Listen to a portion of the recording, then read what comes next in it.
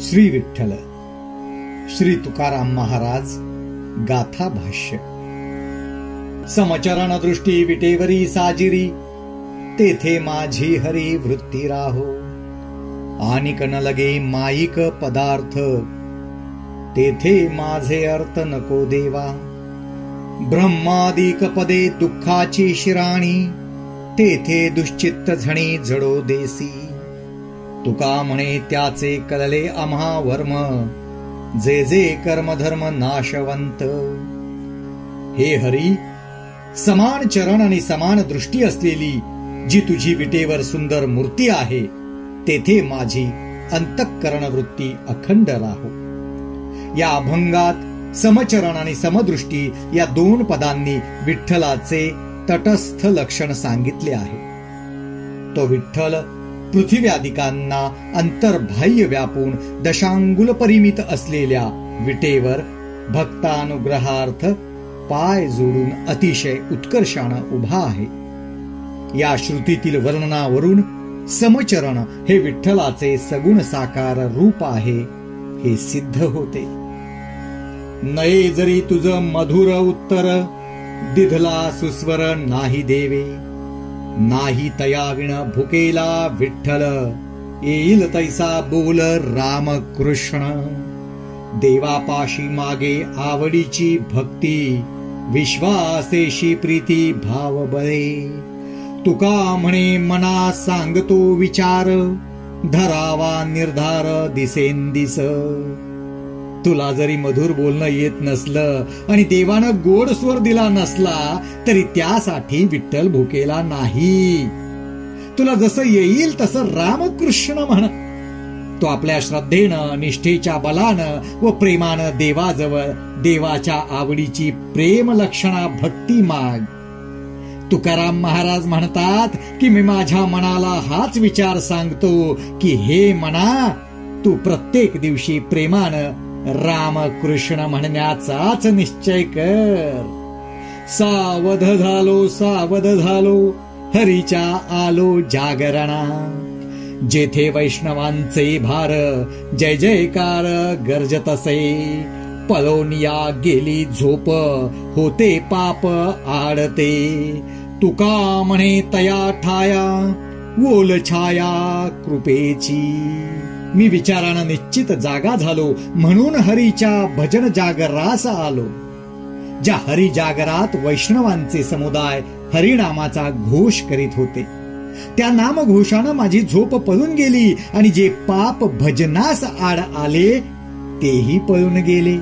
तुकाराम महाराज म्हणतात, जेथे वैष्णवांचा हरिजागर चालतो त्या ठिकाणी देवाच्या कृपेची सुखद सावली असते। आपुलिया हिता जो असे जागता, धन्य माता पिता तयाची ये। कुळी कन्या पुत्र होती जी सात्विक, तयाचा हरिख वाटे देवा।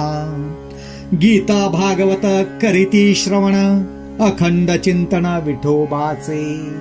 तुका म्हणे मज घडो त्यांची सेवा, तरी माझ्या दैवा पार नाही। जो आपल्या कल्याणाविषयी जागरूक असतो त्याचे आईबाप धन्य आहेत। कुळामध्ये जे सत्वगुणी कन्यापुत्र जन्माला येतात त्यांचा देवाला आनंद वाटतो। जे गीता व भागवत श्रवण करतात आणि विठोबाचे नित्य चिंतन करतात। तुकाराम महाराज म्हणतात, मला त्यांची जर सेवा घडेल तर माझ्या भाग्याला सीमा नाही। अंतरीची घेतो गोडी, पाहे जोडी भावाची। देव सोयरा देव सोयरा देव सोयरा दिनाचा। आपुल्याच वैभवे शृंगारावे निर्मळे। तुका म्हणे जेवी सवे, प्रेम द्यावे प्रीतीचे। देव भक्तांच्या अंतःकरणात आपल्याविषयी असलेलं प्रेम स्वीकारतो आणि भक्तापासून प्रेमाचा लाभ आपल्यास होईल काय ते तो पाहतो। देव भक्तांचा प्रेमी आहे हे निश्चित। आपल्या शुद्ध ऐश्वर्यादी गुणांनी भक्तांना सुशोभित करतो। तुकाराम महाराज म्हणतात, देव भक्ताबरोबर जेवतो व भक्तांना खरे प्रेम देतो आणि स्वतःच्या प्रेमाविषयी प्रेम देतो। पावले पावले तुझे आम्हा सर्व, दुजा नको भाव होऊ देऊ. जेथे जेथे देखे तुझीच पाऊले, त्रिभुवन संचले विठ्ठला गा. भेदाभेद मते भ्रमाचे संवाद, आम्हा नको वाद त्यांशी देऊ. तुका म्हणे आणू तुझ विण नाही, नभाहुनी पाही वाड आहे. देवा, आम्हाला तुझे भक्ती ज्ञानादी सर्व काही प्राप्त झाले. आता आमच्या ठिकाणी द्वैत भाव निर्माण होऊ देऊ नकोस. हे विठ्ठला, मी जेथे जेथे पाहतो तेथे तेथे तुझेच व्यापक स्वरूप आहे. कारण तुझ्या स्वरूपानं हे त्रिभुवन व्यापलं आहे. भेदवादी, अभेदवादी व भेदाभेदवादी यांची मते आणि खंडन मंडनात्मक संवाद हे सर्व तुझ्या तात्विक स्वरूपाच्या अज्ञानामुळे आहेत.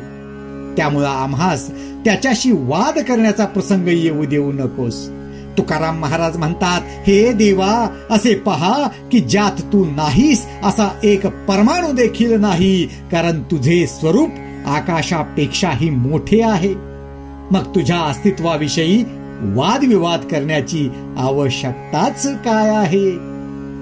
सुखे ओळंबा दावी गोहा, माझे दुःख नेणा पहा.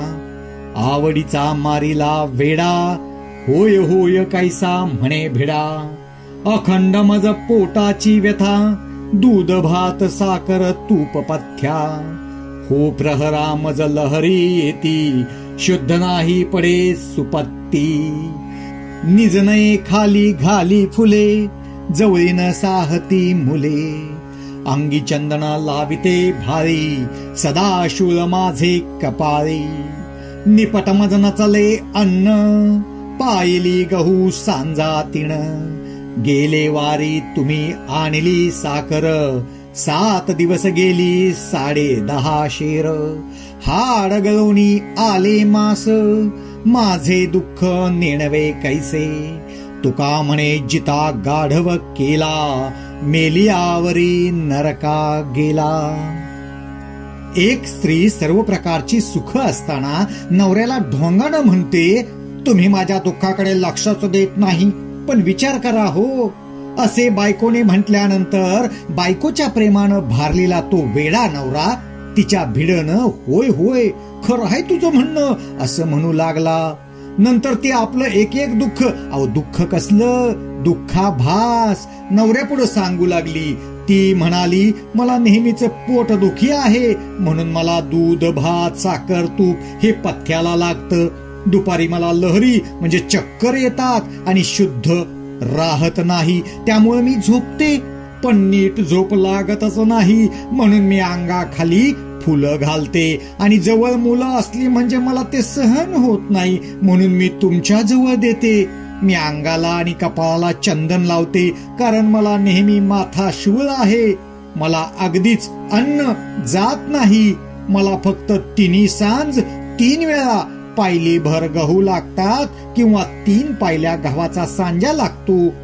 गेल्या बाजारी तुम्ही 10 शेर साखर आणली, ती मला 7च दिवस गेली. माझे हाडात जाऊन वर मासाला आहे. हे माझं दुःख तुम्हास कसे बरं कळत नाही. तुकाराम महाराज म्हणतात, याप्रमाणे खोटं सांगून तिनं नवऱ्याला जिवंतपणी गाढव केलं आणि मेल्यावर तो नरकास तर जाणारच. विठ्ठल विठ्ठल विठ्ठल विठ्ठल विठ्ठल विठ्ठल विठ्ठल विठ्ठल विठ्ठल विठ्ठल विठ्ठल विठ्ठल विठ्ठल विठ्ठल विठ्ठल विठ्ठल. पुंडलिकावरदा हरी विठ्ठल. श्रीत ज्ञानदेव तुकाराम पंढरीनाथ भगवान की जय. संत ज्ञानेश्वर महाराज की जय. संत तुकाराम महाराज की जय.